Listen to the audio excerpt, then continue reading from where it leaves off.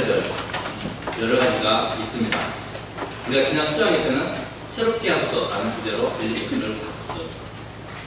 자, 근데 이 빌립보서 주제들 가운데 가장 중요한 주제라고 한다면 그것은 바로 기쁨입니다. 기쁨. 그런데 보통의 기쁨이 아니라 고난 중의 기쁨이라는 것이 특징이에요. 고난 중의 기쁨. 이 주제를 이해하려면 고난에 대한 1차적인 이해가 필요합니다. 이 고난은 개인적인 어려움과 시련에 대해서 말하는 것이 아닙니다. 바로 복음 사역을 이루어가는 과정에서 겪는 시련과 고통을 말하는 것입니다. 예를 들면 가정의 경제사정이 좋지 않거나 취업이 쉽지 않거나 건강이 좋지 않을 때도 기뻐하라는 의미, 자, 그럴 때도 기뻐하라는 의미가 될 수 있겠지만 그것이 틀린 것은 아니지만 우리는 본문이 말하는 고난의 의미를 우선적으로 정확히 이해를 해야 한다는 것입니다. 오늘 본문을 통해서 그리스도인들이 고난을 어떻게 이해하고 고난에 어떻게 대처해야 하는지에 대해서 우리가 함께 살펴보기를 원합니다. 먼저 고난을 이기는 믿음은 담대한 삶을 통해 그리스도를 존귀하게 한다라는 사실이에요. 고난을 이기는 믿음, 그리스도를 존귀하게 한다는 사실입니다. 19절에 구원에 이른다는 말은 고난을 이기는 믿음을 의미합니다. 고난을 이기는 믿음. 자, 구원에 대해 우리는 이미 많은 사실들을 알고 있어요. 자, 흔히 구원에는 세 가지가 있다고 말하죠. 그 첫 번째 구원은 칭의의 구원입니다. 하나님께서 의롭다고 선포해 주신 것입니다. 이것은 예수 그리스도를 믿고 죄로부터 해방되어 하나님의 자녀가 되는 것을 말합니다. 지옥의 심판을 받아야 했던 자들이 천국 소망을 가지고 살아갈 수 있게 된 사건입니다. 두 번째 구원은 성화의 구원입니다. 이것은 에베소서에서 기록된 말씀처럼 옛 습성을 버리고 그리스도의 옷을 입는 것과 관련이 있습니다. 에베소서 4장 22절 이하로 제가 한번 읽어보도록 하겠습니다. 너희는 유혹의 욕심을 따라 썩어져가는 구습을 쫓는 옛사람을 벗어버리고 오직 신령으로 새롭게 되어 하나님을 따라 의와 진리의 거룩함으로 지으심을 받은 새 사람을 입으라. 그렇습니다. 성화의 구원은 이 세상에 사는 동안 하나님과 그리스도의 성품을 배우고 진리에 순종하는 삶을 사는 것을 말합니다. 세 번째 구원은 바로 영화의 구원입니다. 이 구원은 이 세상과 완전히 구별되어 하나님의 통치를 직접 받게 되는 삶을 말합니다. 더 이상 육신의 한계로 인해서 고통당하지 않아도 되는 때를 말하는 거죠. 이 구원은 육신의 죽음과 함께 주어지는 것입니다. 물론 살아서 그리스도의 재림을 맞이하실 수도 있습니다. 자, 그렇다면 오늘 본문은 이 세 가지 구원 중에 어느 것에 대한 이야기일까요? 아마 두 번째인 성화의 구원이 아닐까 싶습니다. 바울은 현재의 삶에서 이루어질 구원에 대해 말하고 있기 때문에 보통은 구원이라는 말 그 자체의 의미 때문에 바울이 감옥에서 풀려나는 것을 의미한다라는 의견도 있습니다. 그러나 바울은 부검 상태에서 풀려나는 것에 대한 간절함은 그다지 없어 보여요. 왜냐하면 부검 상태에서도 사역 잘하고 있잖아요. 그렇죠? 굉장히 즐기며 하고 있는 것 같습니다.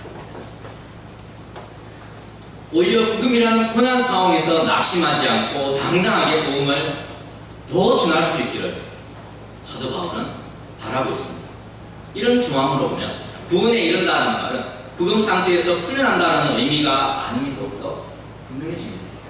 문맥을 자세히 보면 이 표현은 고난에 맞서 싸울 수 있는 힘을 공급받는 것, 고난에 맞서 싸울 수 있는 힘을 공급받는 것, 그런 의미를 우리에게 전해주고 있습니다. 저와 여러분 모두는 현실 속에서 항상 고난과 싸우며 살아갑니다. 고난 없으신 분 안 계시잖아요. 다들 자기만의 고난이 있잖아요. 어려움이 있잖아요. 어떤 분은 자영업을 하십니다. 어떤 분은 직장 생활을 하시고 또 어떤 분은 나이 들어 새로운 배움의 길을 가시고, 그러나 우리를 힘들게 하는 고난은 항상 부정적인 영향만 우리에게 끼치는 것이 아니라는 사실 또한 우리는 잘 알고 있습니다. 고난을 통과해야 더 나은 삶을 살아갈 수 있다는 사실 저도 알고 여러분도 잘 알고 계십니다. 그 혜택은 우리가 될 수도 있고 우리 자신이 될 수도 있고 우리의 자녀들이 될 수도 있으니까 우리는 더 고난에 맞서 싸우며 살아가고 있습니다. 근데 고난이 힘든 건 힘든 거잖아요. 그죠? 이건 부인할 수 없습니다. 솔직히 고난 앞에 서면 참 힘듭니다. 여러분이 저에게 목사님 이제 너무 힘들어요. 공부가 너무 힘들어요. 한다고 하면 가정이 없어요. 거기에 대고 제가 그럼 포기하세요. 그만두세요. 힘든 일 왜 하세요? 안 하면 되죠. 라고 말한다면 이걸 정상적인 대화라고 할 수는 없을 것입니다. 바울도 잘 알고 있었습니다. 감옥에서 나오는 것만이 능사가 아니라는 사실을. 그는 고난의 시간을 보내고 있지만 감옥에서의 생활을 부인하거나 전도의 삶 자체를 포기하기를 바라고 있는 것이 결코 아닙니다.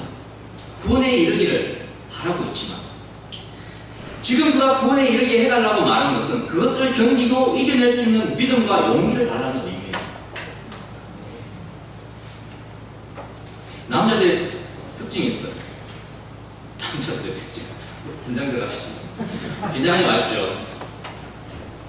보편적인 특징은 여성들이 힘들다고 말하면 자 어떻게 보통 얘기를 하나요? 대꾸를 하나요? 좀 전에 제가 얘기했듯이 그걸 힘들게 왜 해? 그걸 힘들게 왜 해? 남자들은 좀 단순합니다. 저를 포함해서만. 남자들은 보통 대화를 하면서 문제를 발견하고 문제를 해결하는 데 초점을 많이 맞춰요. 반면에 여성들은 어떻습니까? 문제를 이겨낼 수 있는 위로와 격려를 받고자 하는 그런 마음이 참 강한 것 같아요. 그죠? 남자들은 그냥 힘으로 다 뚝딱뚝딱 끝내버립니다. 하지만 우리 자매님들 같은 경우는 다르잖아요. 힘들다는 얘기가 그 문제를 해결해달라는 게 아니라 내가 그걸 이겨나갈 수 있도록 좀 격려해달라, 위로해달라는 말인데도 저도 아직 모릅니다. 그래서 사회나 교회나 남성과 여성의 존재는 참 중요한 것 같습니다. 일도 해야 하고 서로를 격려도 해야 하기 때문에 문제도 해결해야 하고 위로와 격려를 받으며 앞을 향해 나아가야 한다는 말입니다.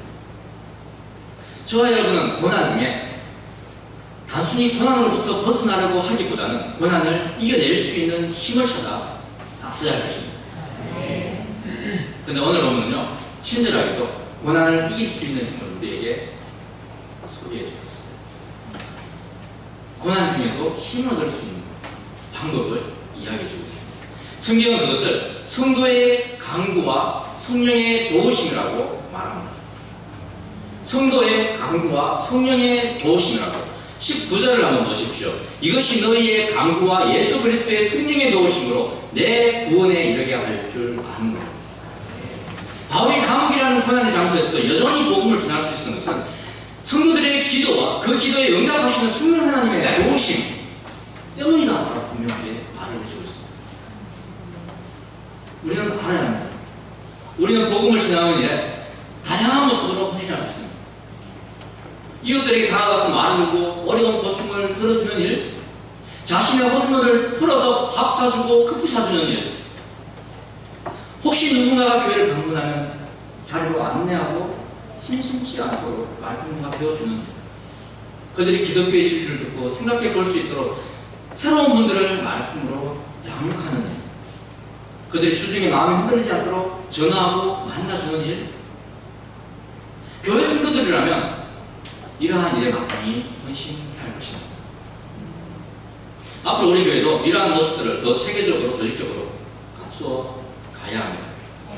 이 체계와 조직은 성도들이 마음으로 헌신할 수 있는 체계예요. 이것들이 우리의 헌신과 섬김을 통해 지속적으로 믿음이 자라갈 수 있도록 하는 조직을 말해요. 저기 목포에 무슨 파 그런 조직이 아니라 철저히 섬김을 유지할 수 있는 헌신을 할 수 있는, 마음껏 할 수 있는 그러한 조직들이 우리에게 분명히 필요합니다. 그럼에도 교회가 이 모든 것을 갖추었다 하더라도 자칫 빛 좋은 개살구 꼴이 되어 버릴 수도 있다는 사실 우리는 명심해야 할 것입니다.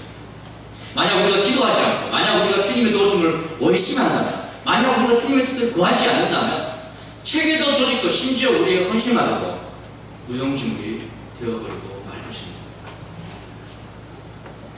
지금 저와 여러분 얼마나 기도하며 살고 있습니다. 일상에서 우리가 기도의 삶을 산다는 것은 그분과 함께하는 것을 의미하고 그분의 소유인 것을 인정하고 그분의 영광을 위해 살고자 하는 우리의 믿음을 나타내 보이는 것입니다. 그분과 많은 시간 동안 배워가는 것도 중요하고 짧은 시간이라 할지라도 나의 솔직한 감정을 그분 앞에 드러내는 그냥 기도의 시간 반드시 필요합니다. 그때 하나님께서는 자신의 영광을 위해 우리의 기도에 응답하실 것입니다. 특별히 사회적인 측면에서는 더 두드러지게 만듭니다. 기도 없이는 어떤 결과도 주님께 영광이 되지 못할 것입니다. 기도와 성령의 도우심만이 고난 중에 있는 우리에게 힘이 되며 주님의 영광을 드러낼 수 있는 모습으로 우리를 이끌 것입니다. 사실 이런 믿음은 고난 중에도 주님의 영광을 위해 살게 하는 원동력이 됩니다. 이런 믿음이 뭐예요? 기도와 성령의 도우심. 이것이 우리의 삶 가운데 고난을 맞서 싸우게 하는 힘이다라는 이 사실에 대한 믿음은 우리로 하여금 주님의 영광을 위해 살아갈 수 있도록 이끈다는 겁니다. 그래서 바울은 어떤 일도 부끄러워하지 않는다라고 말하고 있습니다. 방금 바울은 고난에 맞설 수 있는 힘은 성도의 기도와 성령의 도우심이라고 했습니다. 또 한 가지 우리가 기억해야 할 것은 20절의 말씀처럼 부끄러워하지 않는 힘이 우리에게 필요하다는 사실입니다. 부끄러워하지 않는 힘. 체계와 조직은 성도들이 마음껏 헌신할 수 있는 그러한 상황들을, 그러한 어떤 모습들을 우리 교회 가운데 분명히 허락합니다. 자, 그럼에도 불구하고 우리는 하나님의 말씀 앞에서 기도와 그리고 성령의 도우심을 분명 구해야 합니다. 뿐만 아니라 우리가 하나님의 그 사역들을 해나가는 데 있어서 결코 부끄러움이 없는 모습으로 나아가야 합니다. 구약에 이런 말씀이 있습니다. 주를 바라는 자들은 부끄러움을 당하지 않을 것이다 라는 약속의 말씀이 있어요. 먼저 이사야서 50장 10절을 보시면 주 여호와께서 나를 도우심으로 내가 부끄러워하지 아니하고, 시편 25편 3절을 보시면 주를 바라는 자들은 수치를 당하지 아니하느니와, 주를 바라는 자들은 수치를 당하지 아니하느니와. 주의 도우심을 믿고 주를 바라는 자들은 결코 부끄러움을 당하지 않습니다. 부끄러워할 일이 없습니다. 주님을 바라보며 우리가 살아갑니다. 바울은 고난 중에 성도들의 강구와 성령의 도우심, 그리고 하나님을 향한 절대적인 신뢰를 통해 부끄러워하지 않는 힘을 가져야 한다고 우리에게 말해주고 있습니다. 20절에서 기대와 소망을 따라 라는 말은 하나님께서 성도들의 기도를 들어주시고 도우시며 그래서 복음을 부끄러워하지 않도록 힘을 준다는 사실에 대한 바울의 확신찬 표현인 것입니다. 때문에 그는 더욱 담대하게 거침없이 복음을 전할 수 있었던 것입니다. 바울은 말합니다. 20절을 보십시오. 살든지 죽든지 내 몸에서 그리스도가 존귀히 되게 하려 하나니. 바울의 삶의 중심에는 오직 그리스도만 있습니다. 바울은 자신의 몸에서, 즉 자신의 삶을 통해 오직 그리스도만이 나타나기를 원했습니다. 그래서 그는 투기와 분쟁이 아니라 십자가의 사명을 다하기 위해 목숨도 아끼지 않겠다라고 고백을 하고 있는 것입니다. 저와 여러분은 고난 앞에서 어떤 선택을 하는가? 살아갑니다. 하나님 앞에 고난을 이길 수 있는 힘과 위로와 격려를 구하고 계십니까? 고난을 피하지 마십시오. 고난에 맞서기를 바랍니다. 그것이 우리의 개인적인 일이 되었던 아니면 교회와 공동체를 위한 일이었던 상관이 없습니다. 이미 우리의 삶 전체가 하나님 앞에 드려져 있기 때문에. 혹시 고난 앞에서 여전히 사람이나 재물만은 의지하지는 않으십니까? 사람과 돈도 우리의 문제를 어느 정도 해결해 줄 수 있습니다. 그죠? 그렇지 않습니까?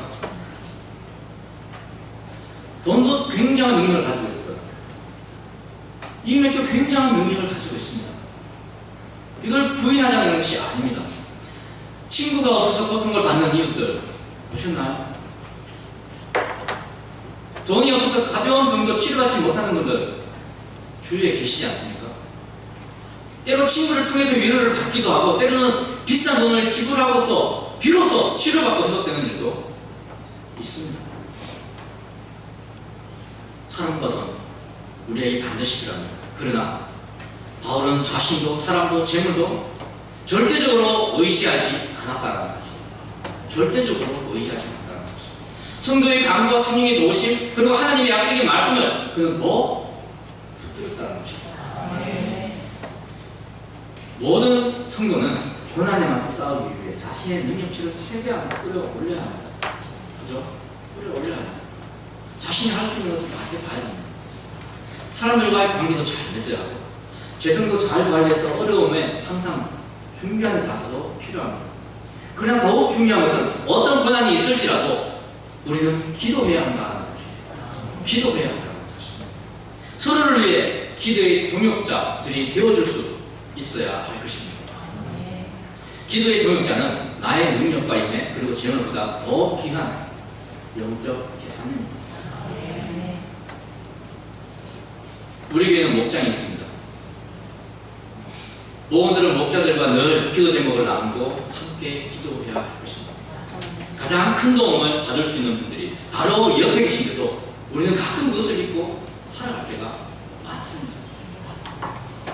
의인의 남부는 역사하는 힘이 크다라고 성경은 분명하게 말해주고 있습니다. 믿음의 기도는 성령을 움직이는 힘이 있습니다. 성령은 기도에 반드시 응답하시며 우리에게 고난을 이길 힘을 주시는 것입니다. 성령의 도우심을 의심하지 말고 오직 믿음과 말씀으로 고난을 이기시는 모든 성도님 되시고 주의 이름으로 축원합니다. 자, 모든 사람들은 선택의 갈림길에 서게 됩니다. 선택의 갈림길.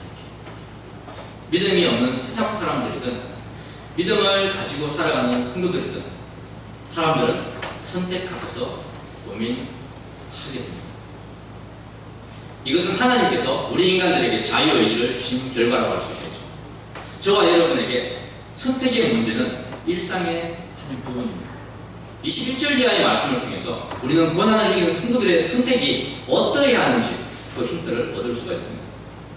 본문은 고난을 이기는 성도는 더 유익하니 그것에 헌신함으로 믿음의 진보와 기쁨을 만들어야 한다라고 말하고 있습니다. 더 유익합니다. 개역개정을 보면은 21절에서 26절 사이에 훨씬 더 좋은 일이라는 표현과 더 유익한 일이라는 표현이 있어요. 근데 개역 한글을 보면은 더욱 좋은 일, 더 유익한 일이라는 표현이 있습니다. 성도는 악한 일과 선한 일을 두고 고민해서는 안 될 거예요. 악한 일과 선한 일. 안 된다는 말은 결국 그래서는 안 된다는 말이 아니라 그럴 때도 분명히 있겠지만 그러나 죽을 때까지 야 내가 이 착한 일을 해야 돼? 아니면 이 악한 일을 해야 돼? 그 사이에서 고민해서는 안 된다는 겁니다. 적어도 하나님의 백성들이라 말씀을 통해서 믿음이 안정되면 그때는 선한 것과 더 선한 것을 위해 우리는 고민해야 합니다.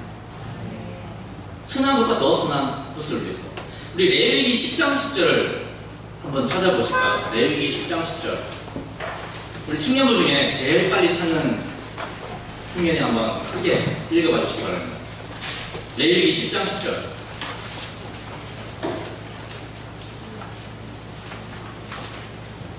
자, 학생부도 하면 됩니다. 레위기 10장 10절. 그리하여야 너희가 거룩하고 속된 것을 분별하며 부정하고 정한 것을 분별하고. 아멘. 자, 제가 다시 한번 읽어보겠습니다. 그리하여야 너희가 거룩하고 속된 것을 분별하며 부정하고 정한 것을 분별하고. 자, 여기에서 우리가 분별해야 할 일들 몇 가지를 얘기합니다. 우리가 분별해야 할 것들이 몇 가지가 있나요? 두 가지입니까? 세 가지? 네 가지? 자, 두 개가 보이는 사람도 있을 테고, 세 가지가 보이는 분도 계실 거고, 네 가지가 보이는 분도 분명 계실 거예요. 여기서는 세 가지 또는 네 가지라고 답하는 것이 맞는 것 같습니다. 왜냐하면, 자, 거룩한 것과 속된 것, 그죠? 이것을 우리는 분별을 해야 합니다. 거룩한 것과 속된 것. 그리고 부정한 것과 정한 것이 있다라고 말합니다. 부정한 것과 정한 것, 이것은 앞에 있는 속된 것에 속해요. 속된 것에 속합니다. 그렇기 때문에 세 가지로도 볼 수 있고 네 가지로도 볼 수가 있습니다. 쉽게 말하면 이렇습니다. 거룩한 것은 전적으로 하나님을 위해 구별된 것을 말합니다. 속된 것은 세상적인, 일반적인 일을 얘기해요. 그 일반적인 우리의 삶 가운데 일어날 수 있는 모든 일들, 자, 그 중에 정한 것과 부정한 것이 있다는 것입니다. 생각해 보십시오. 세상적인 일이라고 하면 그 중에는 저와 여러분이 해도 되는 것도 있고 해서는 안 되는 것도 있습니다. 그죠? 해서는 안 되는 것이 부정한 것이고 해도 괜찮은 것이 정한 거예요. 하나님의 거룩과 상관없이, 하나님의 영광과 상관없이 우리가 할 수 있는 것이 정한 것이고 해서는 안 되는 것이 부정한 것입니다. 자, 근데 성경은 거룩한 것과 속된 것도 분별하라. 거룩한 것과 속된 것. 여전히 우리가 정한 것과 부정한 것 사이에서 고민하고 있지 않으십니까? 우리가 이것을 분별할 수 있는 믿음의 능력들이 있다면 이제는 우리는 더 나은 갈림길에 서야 한다는 거예요. 거룩한 것과 세상적인 것. 본문을 유심히 보면은 바울은 훨씬 더 좋은 일, 더욱 좋은 일과 더 유익한 일, 이 두 가지에서 고민하고 있는 것을 보게 됩니다. 23절에서 더욱 좋은 일이라고 얘기하고 있죠. 끝에 보면 더욱 좋으나라고 있습니다. 그렇죠? 24절에는 더 유익한 일, 끝을 보시면 더 유익하리라 라고 말하고 있습니다. 바울은 세상을 떠나서 그리스도와 함께 있는 것이 더욱 좋은 일이라고 솔직하게 표현하고 있습니다. 죽어도 좋다라는 말이에요. 그럼에도 바울에게는 더 유익한 일이 있다라고 자신이 고백하고 있습니다. 그것은 바로 육신으로 있는 것, 즉 성도들을 위해 죽지 않고 계속해서 사역하는 것이다 라고 말하고 있습니다. 더욱 좋은 일은 여기 10장 10절에서 이 세 가지의 일 종류 중에 어디에 속합니까?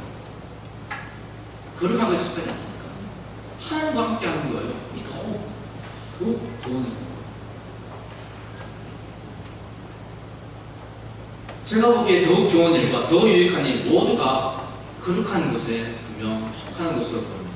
양쪽 모두가 하나님과 하나님의 나라와 그리고 교회와 관련이 있기 때문이에요. 사도 바울은 선한 것과 악한 것 중에 무엇을 택할까 생각하지 않았습니다. 만약 우리가 신앙의 초보자라면 우리는 충분히 그럴 수도 있습니다. 그러나 이제 신앙에 열리 시겠다면 좀 달라져야 하지 않겠습니까?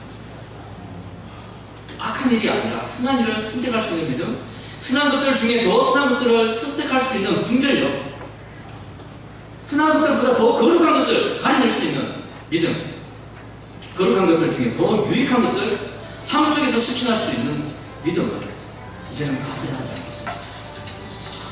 바울은 두 영적인 유익 앞에서 개인보다 공동체를 먼저 생각했습니다. 나에게 더욱 좋은 일보다 교회와 성도들에게 유익이 되는 일을 선택하고 결정을 한 것입니다. 우리는 저와 여러분은 누구의 유익을 위해 어떤 것을 선택하며 살아오셨나요? 때로는 남을 위해 더 유익한 일을 선택해서 욕먹고 손가락질 당할 수도 있습니다. 그것이 예상되는 상황에서도 여러분은 거룩한 것을 분별하고 행동할 수 있어야 할 것입니다. 바울처럼 바울은 자신의 결단이 결국은 그리스도 예수 안에서 사랑거리가 될 것을 잘 알고 있었습니다. 지금은 힘든 상황이지만 26절의 자랑이라는 말은 자랑한다는 의미가 아니에요. 이것은 자랑거리라는 말이에요. 즉 자신이 가진 것들, 자신이 이루어놓은 것들을 자랑하는 것이 아니라 자랑의 대상거리를 하나하나 만들어갈 수 있을 것이다 라는 고백을 하고 있습니다. 26절은 바울이 성도들과 함께 세상에 남고자 하는 이유가 자랑거리를 풍성하게 만들 수 있기 때문이다 라고 말합니다. 이 자랑거리는 분명 신앙의 간증일 것입니다. 이 자랑거리는 분명 사역의 열매될 것입니다. 바울은 자신이 성도들과 함께 있어야 하는 궁극적인 이유에 대해서 25절에서 말합니다. 너희 믿음의 진보와 기쁨을 위해서, 너희 믿음의 진보와 기쁨을 위해서. 그렇습니다. 신앙의 간증, 사역의 열매. 이것은 바로 성도들의 믿음의 성숙과 기쁨이 넘치는 삶을 의미하는 것입니다.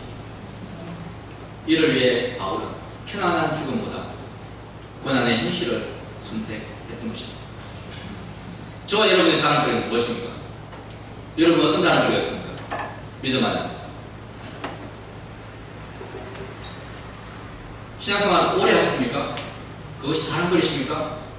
알짜배기 사람들을 아는 마당발을 가졌습니까?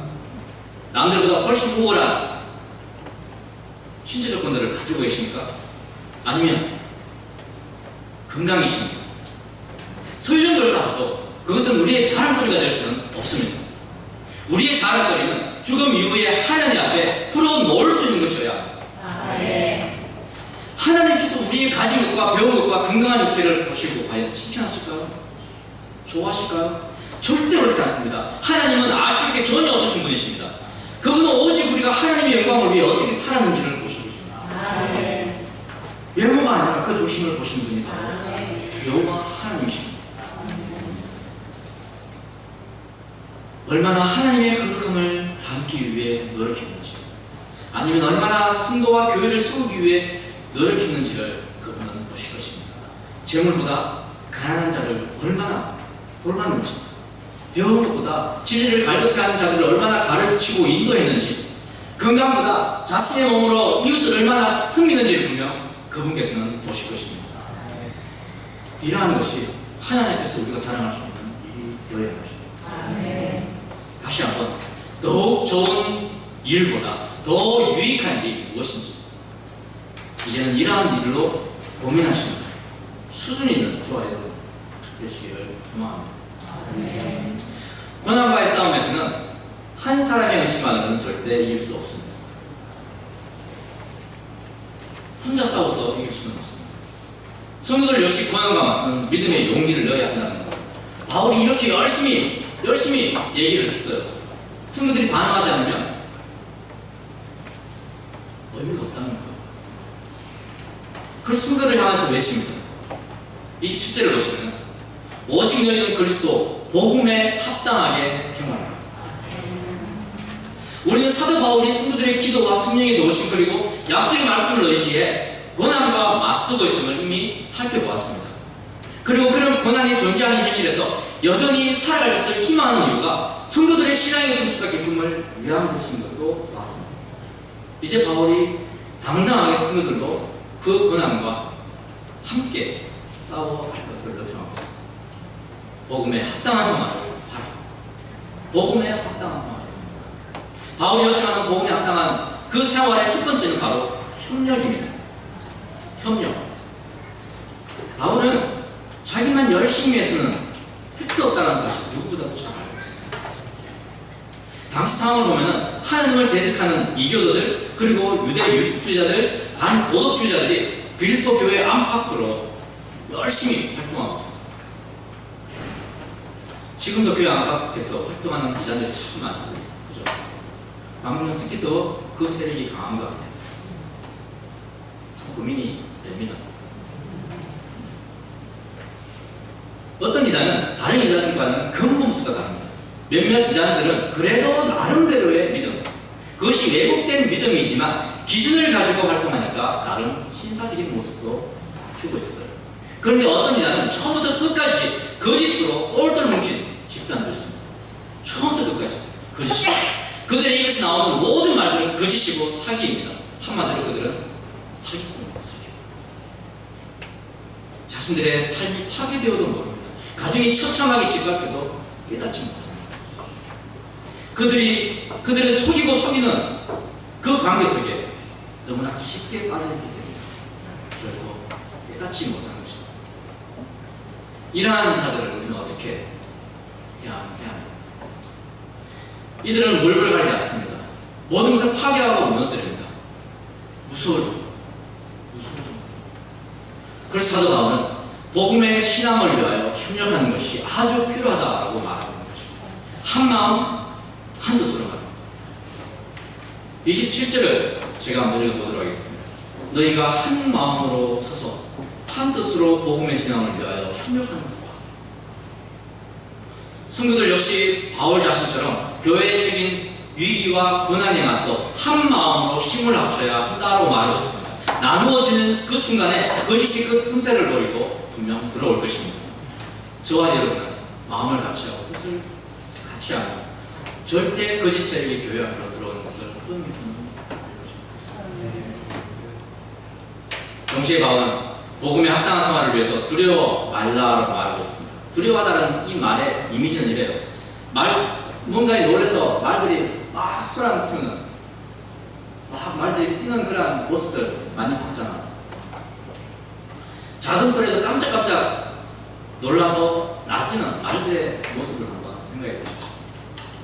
성도들은 믿음 생활을 하다 보니 예상치 못한 일들을 경험하게 됩니다. 그런 경험은 좋은 것보다 우리를 힘들고 어렵게 하는 일이 더 많습니다. 그러나 그런 일이 일어나도 바울은 놀라거나 두려워하지 말라고 말하고 있습니다. 왜요? 그런 일을 일으키는 자들은 영원한 멸망을 구할 자들입니다. 그런 고난 중에도 협력해서 맞서는 성도들에게는 구원이 있기 때문이다. 28절을 함께 읽어보도록 하겠습니다. 28절입니다. 시작. 아무 일에든지 대적하는 자를 인하여 두려워하지 아니하니 이 일을 듣고자 합니다. 이것이 너희에게는 멸망의 근거요 너희에게는 구원의 근거니 이는 하나님께로부터 나는 것입니다. 성도들은 고난 앞에서 협력하고 두려워하지 말아야 할 것입니다. 하나님 손에 달려있는 것은 멸망과 동시에 구원입니다. 대적자들에게는 멸망의 심판이 기다리고 있기 때문입니다. 협력을 통해서 복음의 신앙을 지키는 저와 여러분에게는 구원이 약속되어 있습니다. 그래서 우리는 더욱 복음에 합당한 삶을 살아가야 할 것입니다. 29절을 보시면 참 부담스러운 표현이 있습니다. 29절. 이건 또 어떻게 받아들여야 되나? 29절 싹 치웠으면 좋겠어요.